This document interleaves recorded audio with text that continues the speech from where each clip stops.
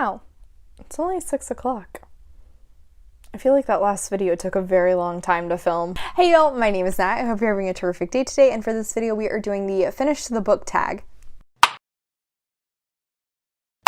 Before we get into anything bookish, however, make sure to hit like and subscribe down below, as well as tell me in the comments what is the one stat that you paid the most attention to when it comes to your reading. So yes, this is a tag. I was tagged by Ray at Bookmark Chronicles, and I'll put a link to her video in the cards up above. However, this tag was originally created by Headless Books, and unfortunately that person is no longer on BookTube, but I will have all the questions in the description down below if you're interested in doing this tag yourself. Let's just jump right into the questions. First up, do you keep a list of the books you have read? Why, yes, I do. It is called either Goodreads or Storygraph. On top of that, I have recently gotten more on top of keeping track of my books in other places. I have a spreadsheet, which I've talked about in my stats videos I've done previously. I also have a Notion page where I will go in and write out all of my reviews. Even if I don't necessarily post them, they still have some kind of a review in my Notion. I only started doing that last year, however, so that doesn't go back very far. Next question. If you record stats, what stats do you record? A lot. I feel like at this point it would just be easier for me to pull up my spreadsheet. I can't remember the username of the person who created this spreadsheet, but I will put a link to them in the description down below. I found this spreadsheet through BookTube. I'm pretty sure it was either Jess at Books Past Bedtime or maybe Sunny at Sunny Luca. One of those were the person who put me onto the spreadsheet in the first place. It has a lot within it. I don't use all of the worksheets that the creator has within it, but I do use a good few, many of them. So then starting out with the number of books I read, the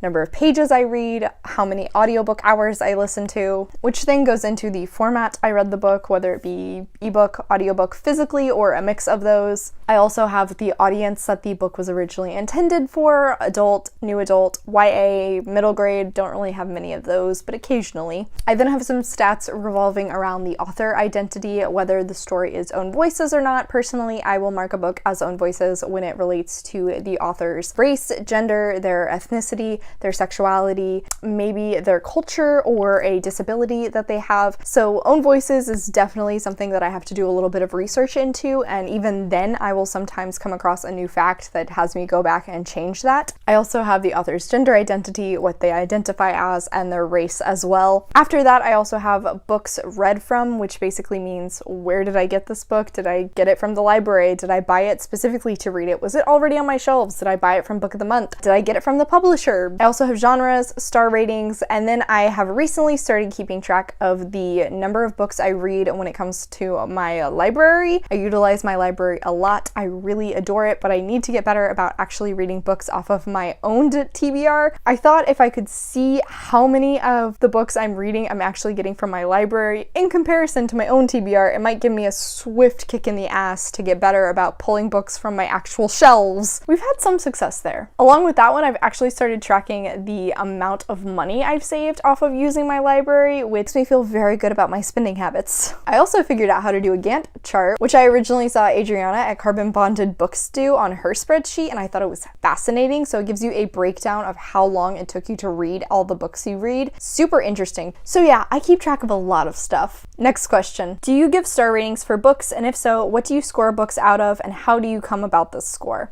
I do use star ratings. I do natural 1 through 5. If I DNF a book, I don't usually rate it, excluding if I get a ARC and I'm reviewing it. I won't officially give it a rating when I post a review on Goodreads or Storygraph or anywhere else, but in terms of my feedback to NetGalley, I will give it a actual star rating. Since I DNF'd it, usually that means 2 stars and lower. As for how do I come about with my score, I do utilize the Compile system, which is a acronym for many different aspects that go into a story. That is characters, atmosphere, writing, plot, intrigue, logic, and enjoyment. So you score those from 1 to 10. Sometimes I'll just do 1 to 5 if honestly I don't have that strong of opinions between a 6 and a 7. Put all those numbers together, average them out, and then you get your actual star rating based on your opinions of all those aspects. This doesn't really come in handy whenever you're trying to give a star rating to nonfiction books. I also have situations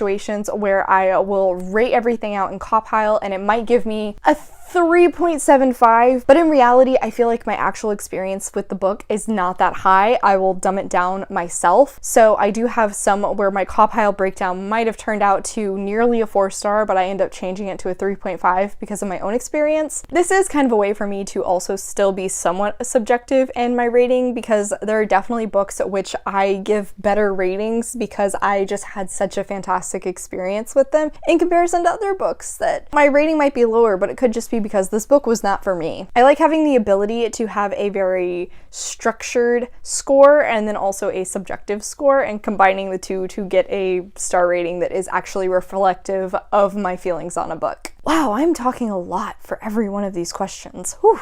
Next question. Do you review books? Well, I have a BookTube channel, so yes, I do. I also post reviews on Goodreads, Storygraph, my Instagram, occasionally my Tumblr. My Tumblr I'm usually pretty good about. Next question. Where do you put your finished books? Ta-da!